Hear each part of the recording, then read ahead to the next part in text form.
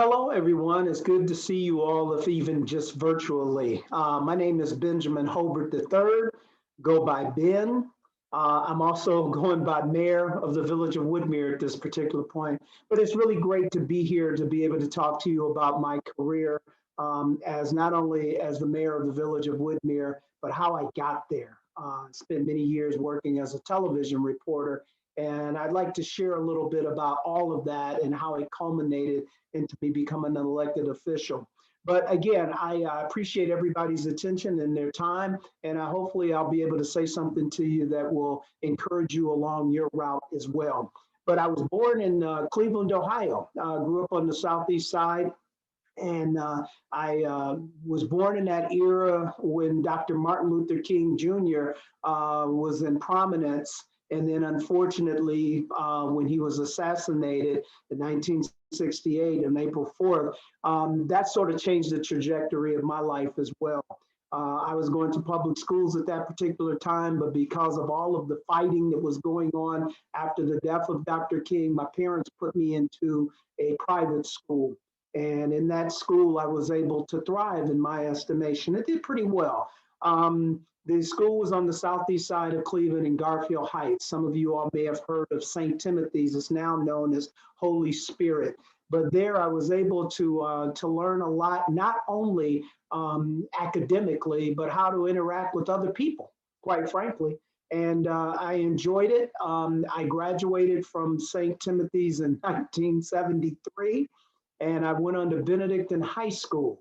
Some of you all are very familiar with the home of the champions. It's a very good athletic high school, football, basketball, baseball, and also tremendous when it comes to academics as well. So I really enjoyed being at Benedictine. So I was there from 1973 to 1977, and that's when I graduated. So I want to fill in the blanks on a couple of things. When I went to high school, was more so a quiet kid, pretty quiet kid. I did have a few friends in class that we had a lot of time with, but my focus wasn't always on education.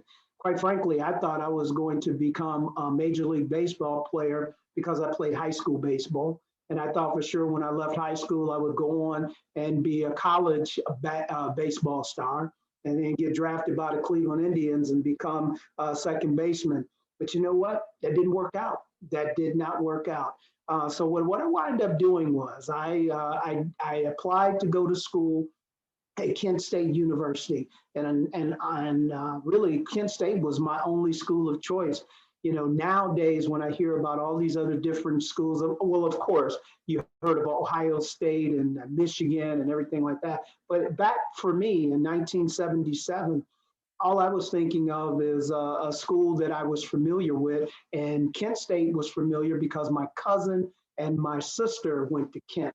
But that was the only school I was thinking about. And what I thought I would do as far as a career choice was, it was based off of my cousin James Johnson. He was going to Kent State and he was studying communications. He liked radio and television. And quite frankly, I did too. But as I mentioned to you before, I was a bashful kind of guy, really didn't want to talk to many people, sort of an introvert. But what wound up happening was I went over to Kent and I finally discovered that there was more to broadcasting than just the person that you see on television, if you will. So I started taking my classes, and we're just going to be totally honest with you. I wasn't prepared. I wasn't prepared as a student, didn't do very well, and I had to make a decision in my freshman year at Kent State whether or not I would stay there or whether or not I would go home. And sometimes in life, I got to tell you, you're going to have to make some tough choices. And sometimes in life, you're going to find out that you're just not quite ready for something, but it also gives you a lesson to let you know that you need to get started and moving forward. So while I was over at Kent State University, I did. I dropped out, came home, started working at this company. And I tell you, it was one of the most boring jobs I've ever had in life. It was a company in Beechwood, Ohio, and all day long, all I did was look at glass go down a conveyor belt and try to check it to see if it had any imperfections. And that's all I did.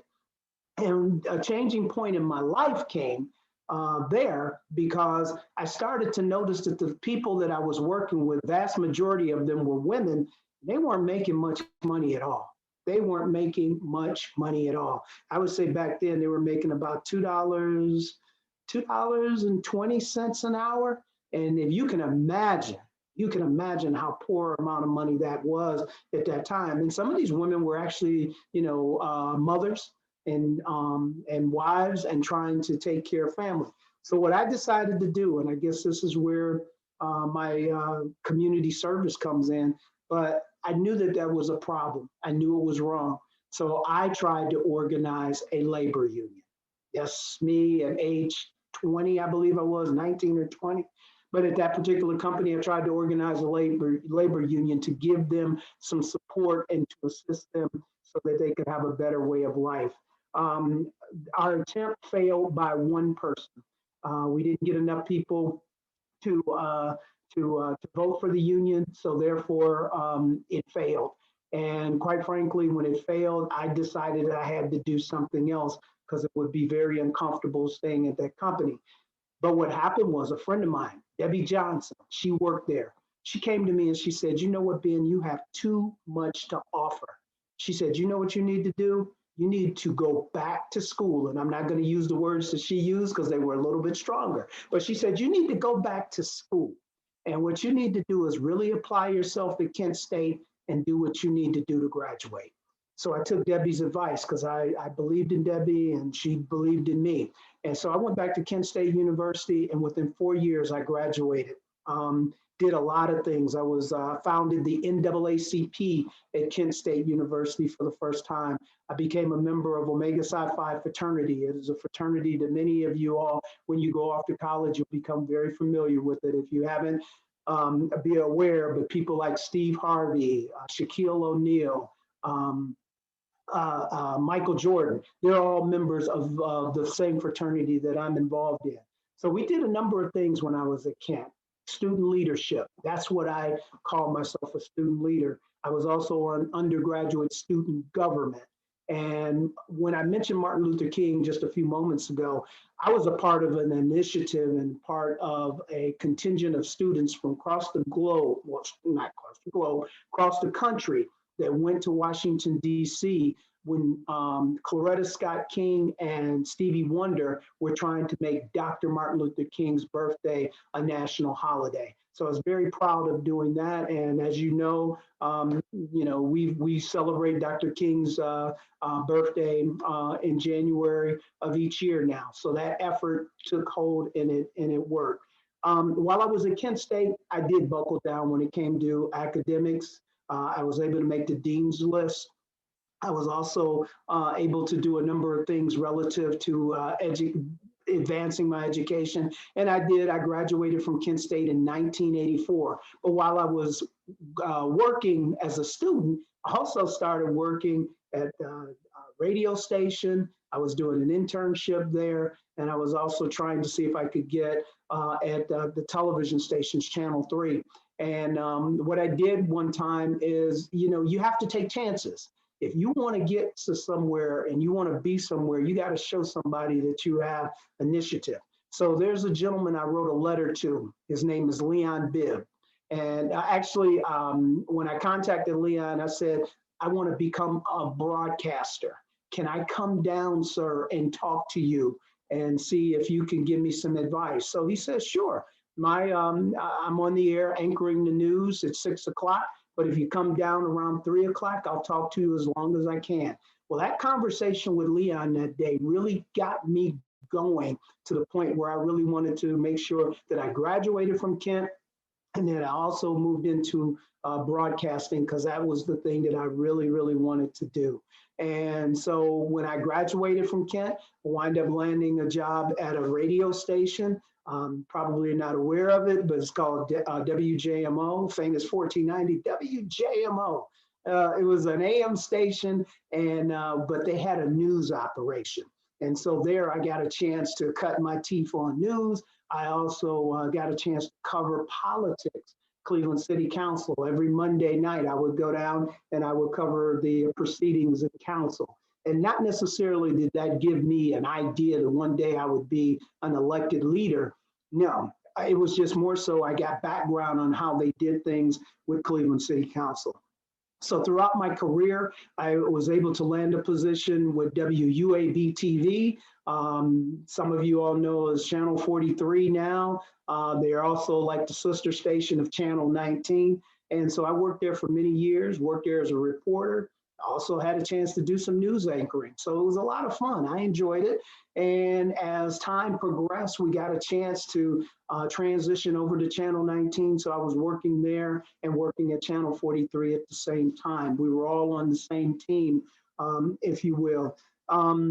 But you know, the career in broadcasting, my career has taken turns. It's taken a lot of different turns because at one point I had an operation. I had an opportunity to operate a cable television station. It's called Cleveland Television Network. And I wind up leaving mainstream TV to go and operate this cable television station. And it wasn't bad, but we did have some challenges here and there. So I had to bounce over to something else after that position came to an end. And what I think is important to note here, if I can insert this in here, sometimes the things that you start off doing, they take a different turn. So what you need to do is have what's called transferable skills. So not only with my broadcasting background was I able to write, I was able to communicate, we were able to think, we were able to compute, we were able to take all these different skills and transition them into different roles. So, you know, if I were to sit here and tell you about all the different jobs I've had over the past 30 years, you would either get bored in your seat or you'd sit back and say, oh my gosh, a guy can't keep a job. But what's most important here is that what it is I have transferable skills where I was able to do different things.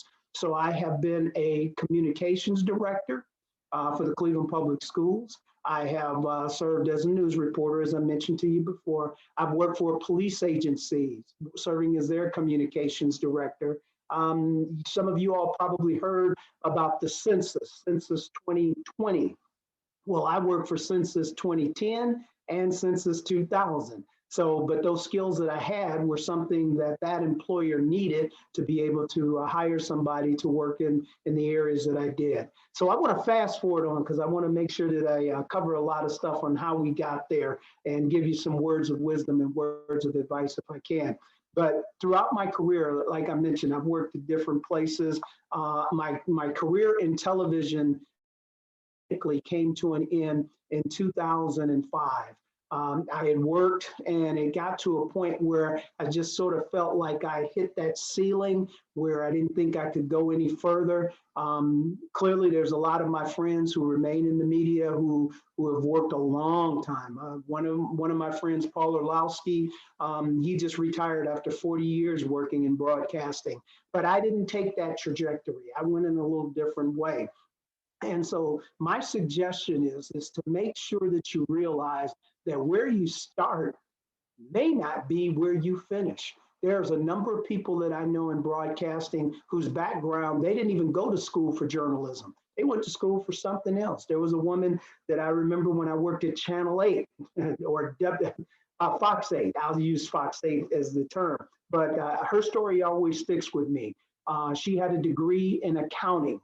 And at one particular point, they wanted to have a commercial done at the station. And somebody decided that they thought that she would be a good person to do this commercial. So she did it, but unbeknownst to her, upstairs in the studio watching her audition was a gentleman by the name of Virgil Dominic. Virgil Dominic happened to be the general manager of the television station. And he liked the way that she looked on television. He liked the way that she performed, how she spoke. He came down, he had a conversation with her, and it wasn't too long after that that she became the news anchor for Fox 8, or not Fox 8, but Channel 8 at that time. But that's the story of a person. Her name is Tana Carley. But Tana's story was she didn't go there to become a news anchor. Her trajectory was a little bit different. Now, for me, I was continuing to do everything I was doing in different jobs. And one day I'm sitting outside, or not sitting outside, I'm outside in my yard, and one of my neighbors comes up to me and she says, hey, I need to talk to you. I said, oh gosh, what's going on now? So when she came up, she said, you need to go up there and see what's going on at City Hall. There's some problems up there. We need somebody like you to go up there and see what's happening. So I said, oh my gosh, okay, Bonnie, I'll go. So I went to a council meeting, and when I went, I remembered what I saw at Cleveland City Council. And then I saw what was going on in Woodmere Council. And it was a little disappointing. So instead of just sitting back saying, I'm not going to do anything, I'm full disclosure, prayed to the good Lord, talked to my family and said, hey, look, is this something that I need to do? So I ran and I got elected. I got elected as a council member. And then the next year I got elected to council presidency. So you go from being a news reporter to now becoming a person who is a public official in a leadership capacity. So I served in that position for 5 years. The mayor at that time that I worked real well with, we did have some differences every now and then, but nothing that we couldn't overcome. And he came to me and he said, hey, look, you really, really need to think about running for mayor. We need to continue on what we're doing. So again, prayers to the good Lord, talked to the family, made the decision, talked to the other council members and more of my colleagues and said, hey, look, do you want me to do this? They said yes. So I said, okay, I will do it. And I ran. And what wound up happening is I got elected. So I'm in my 3rd year as mayor of the village of Woodmere. We have the ability to finish out 4-year term and then potentially run for another 4 years. So the thing about it that I'm so excited, and I want to wrap up here now, but the thing that I'm very excited about, being in a position to be able to bring skills, be able to bring, if you will, talent to a position where you help people. One of the things I'm so excited about the role of mayor of the village of Woodmere is that I'm able to articulate for other people. I can speak for other people and make a difference in their lives. Right now with COVID-19, people are having a difficult period of time. So what I'm able to do is hopefully write a letter, or what I'm hopefully able to do is talk on their behalf, or maybe what I'm able to do is to just sit down and bring people around the table that we can help make a difference for somebody. And that's what's so exciting to be able to do. So my career, if you will, we go back. I graduated from college in 1984, and here we are, my goodness, 2021, and I have done so many different things that are on the resume that you wouldn't believe. However, the thing that's most important and I want to leave you with is that you got to make sure that you do what you want to do in life that brings you joy. You got to do what brings you joy. There's that old term, do what you enjoy and the money will follow.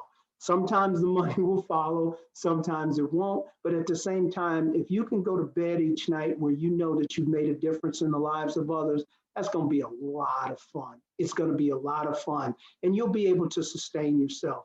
Make sure that, if you get a chance to, those people that you know in high school, those people that you know in college, keep those friendships, keep those relationships, because you never, ever know when they will come back to be able to assist you in years to come. Matter of fact, the gentleman that I worked with when I was at Kent State, or went to school with at Kent State, we talk all the time now because he's involved in a leadership capacity for a nonprofit organization, and we work together. So who would have thought it when we were going to parties at Kent State that we would actually be helping somebody out because of our relationship that we have now. So I really wish everybody, just tremendous success. Do the very best you can. Enjoy when you're in college. If you decide to do so, enjoy it. It's going to be some of the best years of your life. And if you decide to take a different trajectory to do something else, hey, still hang on to those friendships, because you never know later on in life how that's going to work out for everybody. So I really wish you well. I really appreciate the invitation to be able to talk to you all this day. My door is open. If you need the mayor of the village of Woodmere to talk to for academic or any other things, I'd be more than happy to help coach and try to help you succeed in life. So, that's it for me. I feel like I'm on television now, signing off at the end of a news report. But I'm Ben Holbert, and they call me the newsman. Some people call me the mayor, but I'm going to say I'm out. Take care. Bye bye.